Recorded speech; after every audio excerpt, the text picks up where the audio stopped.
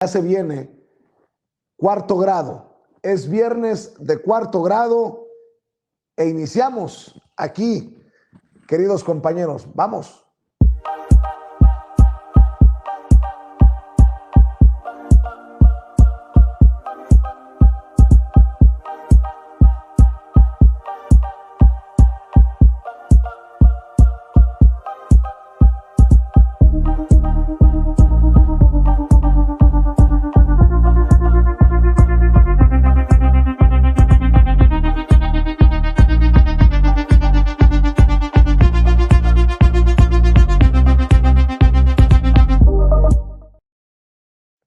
Créame que con este chisguete de voz que me queda y con las afectaciones en la garganta, el susto, el resultado negativo de la prueba de COVID-19, que espero no sea un falso negativo, me da mucho gusto ver nuevamente en circulación a Yasmín Ugalde, quien estuvo precisamente fuera de circulación unos días. Mi querida Yasmín, ¿cómo te fue y cómo te va? Me da mucho gusto saludarte. A mí también me da muchísimo gusto saludarte a ti, Vicente, a tu auditorio. Y pues sí, ya estamos de nuevo aquí. Muy agradecida con este país por haber podido pasar una enfermedad como el COVID, vacunada, gracias al gobierno de nuestro país, ¿no? Pues le duela a quien le duela, le pese a Pues quien sí. le pese, querida Yasmín Ugalde. Yasmín Ugalde, integrante del Instituto Nacional de Formación Política de Morena, y en este objetivo, en esta búsqueda por elevar el nivel del debate, hablamos del tema del momento, si te parece, Yasmín, que es la revocación de mandato, el INE de Lorenzo Córdoba. Yo hago esa distinción siempre, el INE de Lorenzo Córdoba, la propuesta de autoridad de la Secretaría de Gobernación. En fin, hay tanto que hablar sobre estos temas, querida Yasmín, que nos han ocupado Justamente, en estos días. Justamente, y hablabas hace rato de los falsos positivos, ¿no? Yo creo que hablar de el INE es el falso demócrata, pues, en nuestro país, es hablar de la falsa democracia, y lo demuestra cada día más, ¿no? Yo creo que el tema que se ha ido sacando a la luz, hablar de la austeridad, hablar de lo que está ocurriendo al respecto de la revocación del mandato y lo que esto ha evidenciado en el INE, nos ha permitido ver quiénes realmente no están a favor de la democracia, quiénes son realmente, ¿no? Quiénes son los que están aletargando la transformación en nuestro país. Este es el mejor momento de sacar adelante nuestro país. Imagínate, en medio de una pandemia, en plena decadencia del neoliberalismo, esta es la mejor oportunidad y la está desperdiciando, en efecto, no solamente el INE, o sea, porque como instituto, sino estos personajes principalmente, ¿no? Ciro y Lorenzo Córdoba. Periodista, alguno que otro medio de comunicación que le sigue haciendo el caldo gordo a estos lamentables narcisistas, egocentristas, como les quiera usted llamar, que son necesitados de los reflectores y que en esas ganas de protagonismo se están llevando entre las patas, con todo respeto lo digo y es mi opinión, al Instituto Nacional Electoral. Antes de presentar a nuestros invitados, le agradezco a Josué Eisais por los $70 de Superchat. Gracias, Josué, por tu compromiso con Sin Censura. Dos invitados para este cuarto grado. El diputado de Morena, Hamlet Almaguer, a quien saludo con mucho gusto, y debo de decir que si trajera sombrero, me quito el sombrero. Qué comunicación oficial tan contundente enviaste, diputado, al secretario de Hacienda, pidiéndole que por favor no vaya a darle los 1,700 millones que pide Lorenzo Córdoba y sus muchachos y muchachas. Te saludo con mucho gusto, Hamlet. No te escucho, Hamlet, no te escucho. Ahí A ver estamos. si... ¿Listo? Ándale. Ahí está, diputado. Muy buenas Sí. noches, Vicente. Buenas noches también para Jazz, para todo el auditorio de Sin Censura. Saludos desde Los Mochis, Sinaloa. Estamos aquí acompañando a la diputada Ana Ayala en un foro sobre la reforma eléctrica que cuenta además con la presencia del gobernador del estado, de Nacho Mier, coordinador de los diputados federales de Morena, el presidente de la Junta de Coordinación Política del Congreso del Estado de Sinaloa, y bueno, muchas ciudadanas y ciudadanos que están interesados en el tema. Y decirte que sí, es momento de cerrar filas por la democracia y de ser contundentes en la comunicación, de decirle al INE que no tienen la razón y de respaldar al secretario de Hacienda ante esta petición ciudadana que nació de muchos compañeros y compañeras que se comunicaron con nosotros y que nos dijeron algo tenemos que hacer, y bueno, es lo que hoy propusimos. Le enviamos este oficio al secretario de Hacienda solicitándole que por ningún motivo le autorice una partida extraordinaria al INE de Lorenzo Córdoba y Ciro Murayama.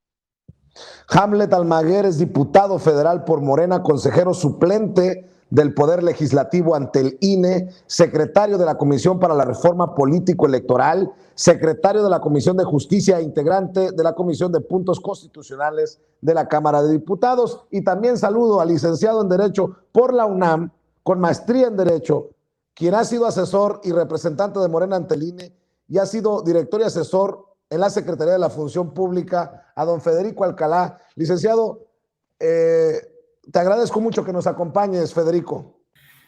¿Cómo estás, Vicente? ¿Cómo estás, Hamlet? Jazz, gusto de saludarlos. Pues aquí, buenas noches, con este tema que obviamente pues nos llama, nos tiene que interesar a toda la población de este país.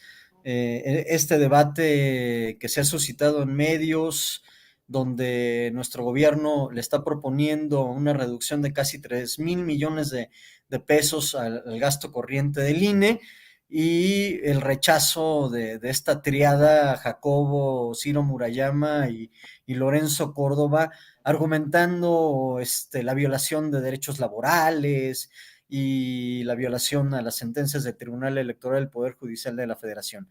Yo creo que es un tema de análisis que impacta también desde la perspectiva de lo jurídico, del derecho electoral y de la función que debe tener el INE como un órgano imparcial, y también un órgano que no solamente sea imparcial, sino que se ajuste a una política de austeridad republicana que debe seguirse, aunque sean órganos constitucionalmente autónomos. Así es, Federico. Creo que es una buena oportunidad, si me permiten ponerlo de esta manera, para pues hablar de lo radical, de los radicales que hablaba el presidente Andrés Manuel López Obrador antes de irse a su aislamiento por COVID-19. Es definir de qué lado de la historia quieres estar, Hamlet Almaguer. ¿Del lado de la democracia, del lado de la simulación, del lado de la gente de a pie, del lado de la élite? Y creo que ahí va quedando claro en el camino quién es quién. Creo que es lo más rescatable de todo esto, ¿no? Sí, es la verdad lamentable la postura de los consejeros del INE, especialmente de Ciro Murayama y de Lorenzo Córdoba.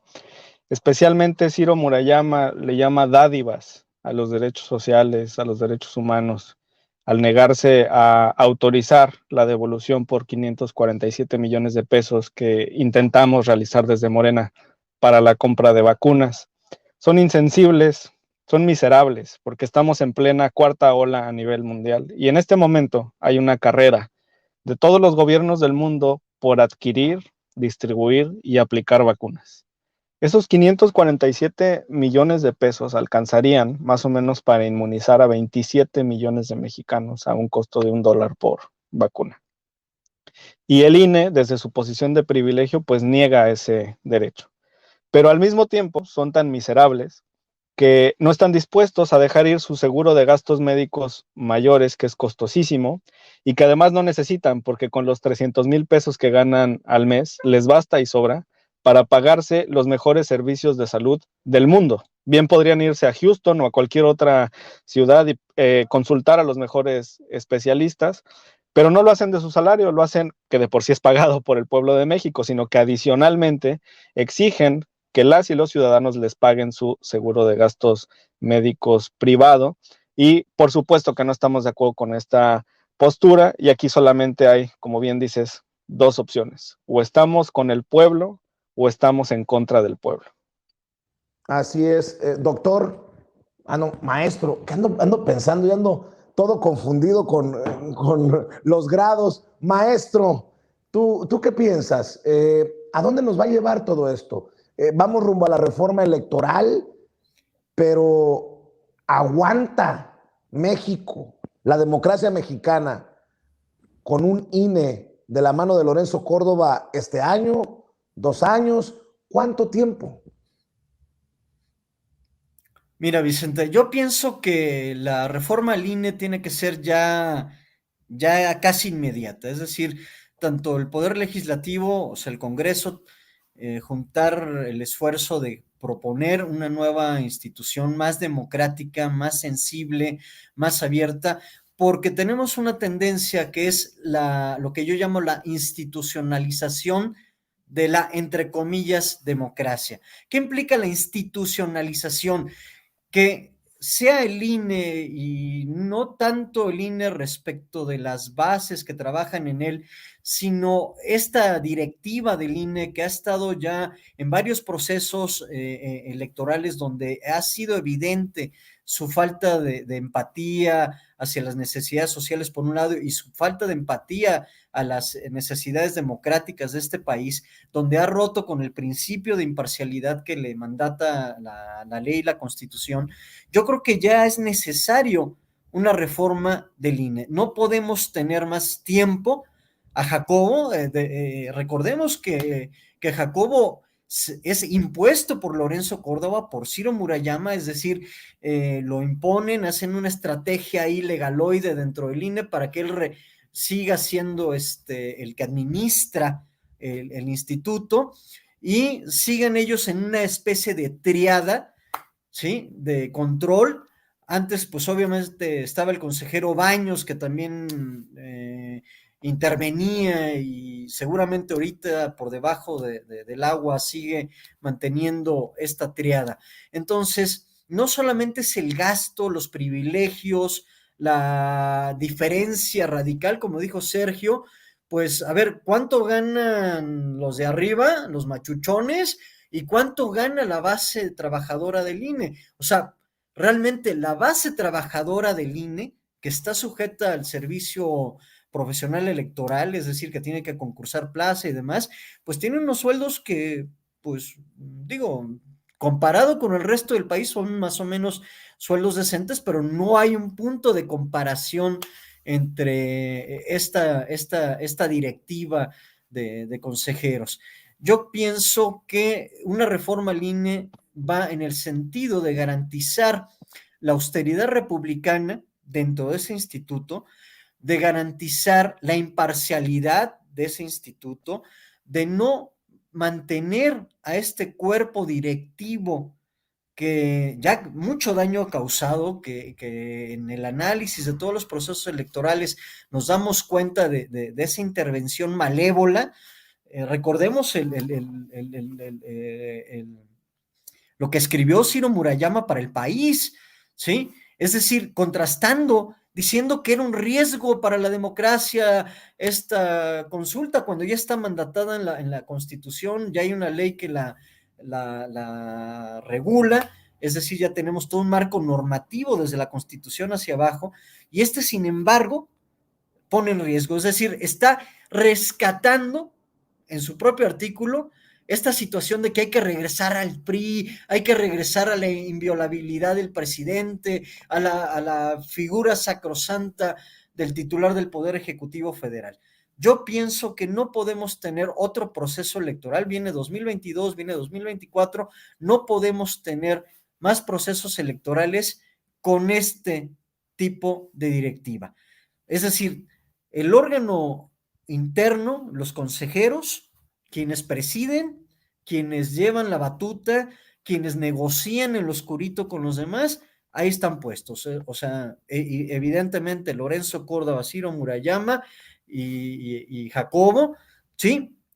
Y posiblemente detrás el ex consejero Baños. Entonces, la reforma urge. urge. Y ahora que tenemos con nosotros a Hamlet como diputado, obviamente impulsar desde el Congreso un mecanismo de modificar todo este marco normativo del Instituto Nacional Electoral. El gran problema que tiene, pues obviamente es un reto desde lo jurídico, porque el marco normativo es muy amplio, es decir, tenemos un conjunto de normas que regulan los procesos electorales, que regulan la función del instituto, etcétera, que vienen desde la Constitución hacia abajo, pero de que es necesario, es muy necesario. No podemos seguir teniendo estas confrontaciones con el Instituto Nacional Electoral y tampoco podemos, ¿sí?, seguir viviendo con una democracia institucionalizada donde ellos sean los que digan que son los únicos titulares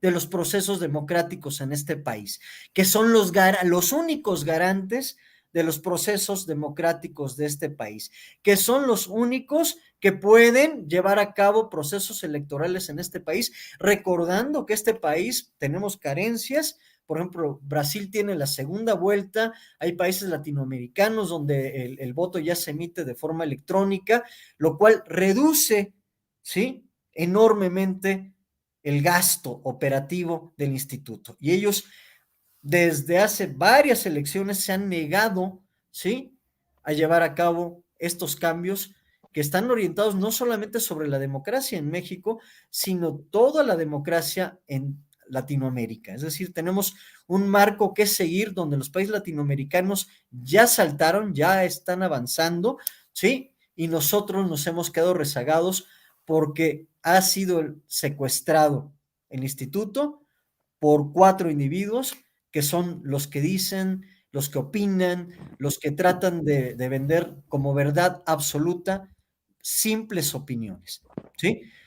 Obviamente yo no veo en los comentarios de Lorenzo Córdoba ninguna congruencia. Lo que propuso la Secretaría de la Función Pública y la Secretaría de Hacienda es evidentemente algo muy factible de llevar a cabo, ¿sí? Sobre todo porque, pues, principalmente ambas secretarías son las expertas en este sentido de cómo se debe de optimizar los recursos y el trabajo dentro de los organismos públicos, y decir que se contraviene la resolución del Tribunal Electoral del Poder Judicial de la Federación no tiene ningún sentido. O sea, no podemos entender a Lorenzo, a Ciro, ¿sí?, y a Jacobo como los trabajadores, ¿sí?, de todo el instituto. Es decir, ellos están excluidos, ¿sí? Y los demás consejeros, pues que también tienen beneficios económicos, tienen presupuesto para asesores y demás,